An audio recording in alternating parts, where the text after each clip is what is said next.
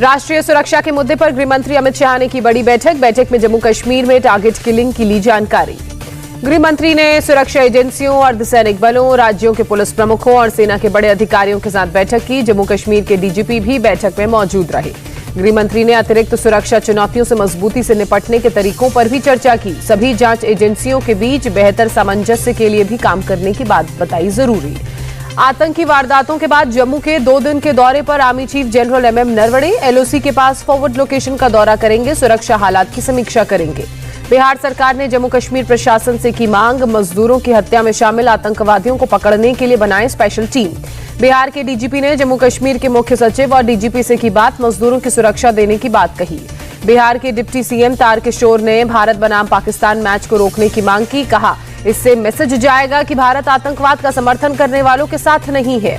BJP नेता सुशील मोदी ने कहा, आतंकी डर पैदा करना चाहते हैं ताकि लोग कश्मीर छोड़ दें। पीएम मोदी से जीतन राम मांझी की मांग। कहा, बिहारियों को सौंप दे कश्मीर, 15 दिन में सुधार देंगे। कांग्रेस नेता मनीष तिवारी का बयान, जम्मू कश्मीर में आम लोगों की हत्याओं का तालिबान से क्या है लिंक। कांग्रेस नेता अधीर रंजन चौधरी का केंद्र से सवाल। कहा, अनुच्छेद 370 हटने के बाद कश्मीर से आतंकवाद खत्म हो जाएगा। जम्मू कश्मीर में टारगेट किलिंग पर बोले संजय राउत, जम्मू कश्मीर के हालात के बारे में देश को सच बताएं गृह और रक्षा मंत्री। बीजेपी का विपक्ष पर बड़ा हमला। कहा, कश्मीर को हिंदुस्तान से अलग रखना चाहती है कांग्रेस। बांग्लादेश में थम नहीं रहा हिंदुओं के खिलाफ हिंसक वारदातें। उपद्रवियों ने हिंदुओं के 66 घरों में तोड़फोड़ की, 20 घरों को आग के हवाले किया। बांग्लादेश में रविवार रात ढाका से 255 किलोमीटर दूर हुई हिंसक वारदात। कथित ईर्ष निंदा वाली मीडिया पोस्ट को लेकर सैकड़ों लोगों ने हिंदुओं के घर पर हमला किया। सांप्रदायिक हिंसा पर बोले बांग्लादेश के गृह मंत्री असदुज्जमा खान, देश के सामाजिक सौहार्द को किसी भी कीमत पर बचाना है। बांग्लादेश में इस्कॉन मंदिर में तोड़फोड़ पर गुस्से में बीजेपी के नेता और कार्यकर्ता कोलकाता में किया प्रदर्शन। बांग्लादेश में हिंदुओं पर हिंसा का मुद्दा गरमाया। बंगाल विधानसभा में विपक्ष के नेता शुभेंदु अधिकारी ने कोलकाता के बांग्लादेश के उप उच्चायुक्त से की मुलाकात। बांग्लादेश में दुर्गा पंडाल में हमले पर शुभेंदु अधिकारी ने कहा, मां दुर्गा की मूर्तियों का अपमान बंगाली समुदाय पर हमले के समान। बांग्लादेश की घटना को लेकर विश्व हिंदू परिषद आज करेगी प्रेस कॉन्फ्रेंस, हिंसा को लेकर जताएगी विरोध। 20 अक्टूबर को यूपी के कुशीनगर जाएंगे पीएम मोदी, कुशीनगर एयरपोर्ट का करेंगे उद्घाटन। प्रधानमंत्री कुशीनगर के बौद्ध मंदिर में भी करेंगे दर्शन, बौद्ध भिक्षुओं के एक समूह से करेंगे बात। नागरिक उड्डयन मंत्रालय ने कहा, कोलंबो से 125 गणमान्य व्यक्तियों और बौद्ध भिक्षुओं को लेकर कुशीनगर हवाई अड्डे पर उतरेगा प्लेन। आज बस्ती और कुशीनगर के दौरे पर जाएंगे उत्तर प्रदेश के मुख्यमंत्री योगी आदित्यनाथ, पीएम मोदी के दौरे की तैयारियों का जायजा लेंगे। आज लखनऊ में खादी महोत्सव का उद्घाटन करेंगे सीएम योगी। आजादी के अमृत महोत्सव कार्यक्रम के तहत हो रहा है आयोजन। दिल्ली में नेवी कमांडर्स की कॉन्फ्रेंस, रक्षा मंत्री राजनाथ सिंह ने कॉन्फ्रेंस का किया उद्घाटन। नेवी कमांडर्स कॉन्फ्रेंस में रक्षा मंत्री राजनाथ सिंह का संबोधन। हिंद महासागर क्षेत्र की सुरक्षा में भारतीय नौसेना का रोल काफी अहम। अरुणाचल प्रदेश के रूपा इलाके में भारतीय आर्मी की ड्रिल, पहाड़ों पर खड़ी चढ़ाई पर की प्रैक्टिस। ड्रिल में भारतीय जाबाजों ने दिखाया अद्भुत शौर्य, पहाड़ों के बीच रस्सी से दूरी तय करने की भी ड्रिल की। गेटवे ऑफ इंडिया के ऊपर सूर्य किरण एक्रोबैटिक टीम ने किया फ्लाई पास्ट। 1971 की जंग में जीत के 50 साल पूरे होने का शानदार जश्न मनाया। केंद्रीय मंत्री जितेंद्र सिंह ने अमृत महोत्सव का किया उद्घाटन। कहा, भारत के महासागर किसी खजाने से कम नहीं। सीबीएसई ने जारी की बोर्ड परीक्षा पार्ट 1 की डेटशीट। 30 नवंबर से शुरू होगा 10वीं का टर्म एग्जाम, 11 दिसंबर को खत्म होगा। 12वीं के एग्जाम 1 दिसंबर से 22 दिसंबर तक चलेंगे। टर्म 1 एग्जाम ऑफलाइन होंगे। हर पेपर के लिए 90 मिनट का वक्त मिलेगा। बोर्ड एग्जाम सुबह 11:30 बजे पर शुरू होंगे। रीडिंग के लिए अलग से मिलेंगे 20 मिनट। कांग्रेस महासचिव प्रियंका गांधी आज फिर लखनऊ दौरे पर। विधानसभा चुनाव की तैयारियों को लेकर कांग्रेस नेताओं के साथ करेंगी बैठक। दोपहर 1 बजे प्रियंका की प्रेस कॉन्फ्रेंस। प्रियंका गांधी आज प्रेस कॉन्फ्रेंस भी करेंगी। लखनऊ में कांग्रेस मुख्यालय में पत्रकारों को संबोधित करेंगी। 2022 में चुनाव के लिए बीजेपी के राष्ट्रीय पदाधिकारियों की बैठक। जय पांडा ने कहा, 5 राज्यों में चुनाव के लिए बीजेपी तैयार। समाजवादी पार्टी के बागी विधायक नितिन अग्रवाल बने यूपी विधानसभा के उपाध्यक्ष। 368 में से 304 वोट मिले। यूपी से कांग्रेस विधायक अदिति सिंह के बागी तेवर, कांग्रेस के चुनाव बहिष्कार करने के बावजूद विधानसभा के डिप्टी स्पीकर के चुनाव में वोट डाला। विधानसभा उपाध्यक्ष पद की जीत को लेकर सीएम योगी का एसपी पर निशाना। कहा, 2022 का चुनाव और ठीक से समझा देगा। 3 दिन के अयोध्या दौरे पर पहुंचेंगे आरएसएस प्रमुख मोहन भागवत। संघ के अखिल भारतीय शारीरिक वर्ग कार्यक्रम में लेंगे हिस्सा। पहली बार नागपुर से बाहर हो रहा है शारीरिक शिक्षा वर्ग कार्यक्रम। सर कार्यवाहक दत्तात्रेय होसबोले और भैयाजी जोशी होंगे शामिल। पश्चिम बंगाल में बीजेपी ने आज उत्तर दिनाजपुर बंद का किया ऐलान। भारतीय जनता युवा मोर्चा के नेता मिथुन घोष की हत्या के खिलाफ प्रदर्शन। बीजेपी नेता शुभेंदु अधिकारी ने मिथुन घोष की हत्या के लिए टीएमसी को जिम्मेदार ठहराया, कहा समय आने पर होगी कार्रवाई। बीजेपी के राष्ट्रीय उपाध्यक्ष दिलीप घोष का हमला, कहा चुनाव में टीएमसी के खिलाफ वोट दिलाने वाले बीजेपी के नेताओं को चुन चुन कर निशाना बनाया जा रहा है। टीएमसी ने शुभेंदु अधिकारी के आरोपों को नकारा। टीएमसी महासचिव कुणाल घोष ने कहा पुलिस कर रही है जांच। बीजेपी नेता मिथुन घोष की रविवार रात गोली मारकर हत्या कर दी गई थी। पुलिस ने कहा हत्या का राजनीति से कोई लेना देना नहीं। रायगंज पुलिस ने मिथुन घोष हत्याकांड के एक आरोपी को भी गिरफ्तार किया। 2 आरोपियों की तलाश जारी। सिद्धू विवाद पर बोले सीएम चन्नी, कहा सभी मामलों को सुलझा लिया जाएगा, पार्टी एजेंडे को लागू किया जाएगा। बीएसएफ का अधिकार क्षेत्र बढ़ाने पर एक बार फिर से पंजाब के सीएम चन्नी ने किया विरोध, कहा मोदी सरकार का अलोकतांत्रिक और संघीय विरोधी फैसला। इंडिया टीवी से बोले राकेश टिकैत, किसान आंदोलन में अभी पूरी ताकत नहीं झोंकी, सरकार जिद पर अड़ी, किसान सिर्फ 3 कानून वापस चाहते हैं। राकेश टिकैत ने कहा लखीमपुर मुद्दा चुनावों के लिए नहीं उठाया गया, गृह राज्य मंत्री अजय मिश्रा की गिरफ्तारी हो। राकेश टिकैत ने सिंघू बॉर्डर पर हुई हत्या को बताया षड्यंत्र, पूछा सिंघू बॉर्डर पर इंटेलिजेंस के लोग क्या कर रहे थे। किसानों के रेल रोको आंदोलन का पंजाब और हरियाणा में असर दिखा, सोमवार को करीब 50 ट्रेनों की आवाजाही प्रभावित हुई।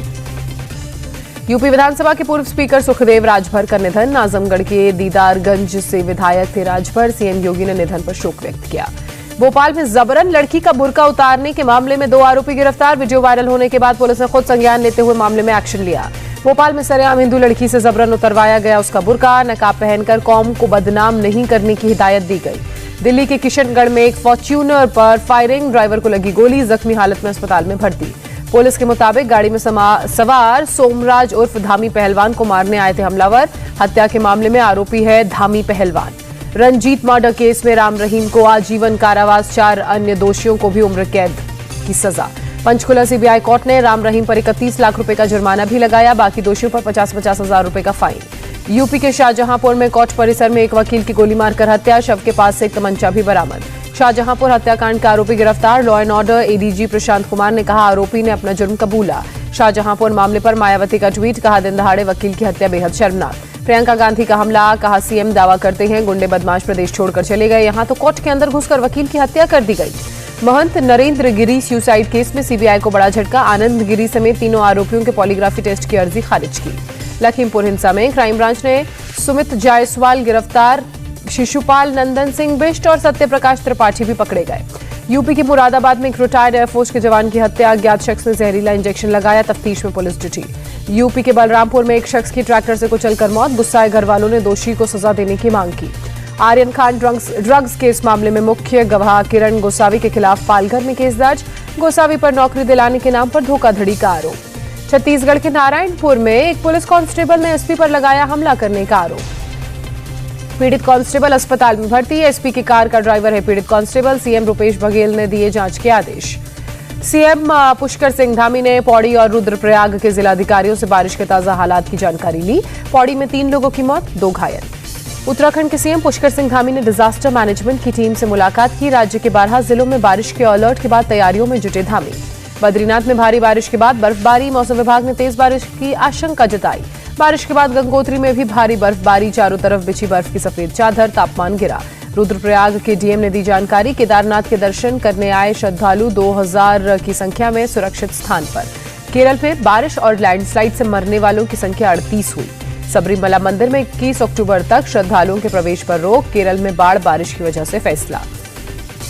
केरल के आलापूझा में दुल्हा दुल्हन खाना बनाने वाले बर्तन में बैठकर पहुंचे मंदिर, बाढ़ के चलते गाड़ियों की आवाजाही बंद। दिल्ली में बारिश ने तोड़ा 61 साल का रिकॉर्ड, 1960 के बाद अक्टूबर में नहीं हुई इस साल जैसी बारिश। मध्य प्रदेश में कार दुर्घटना में घायल हुए कंप्यूटर बाबा, घटना को बताया साजिश, जांच की मांग की। खंडावा उपचुनाव में पहले पूर्व सीएम कमलनाथ की रैली में जा रहे थे कंप्यूटर बाबा। इंदौर इच्छापुर स्टेट हाईवे पर ट्रक से टकरा गई कार, आई मामूली चोट।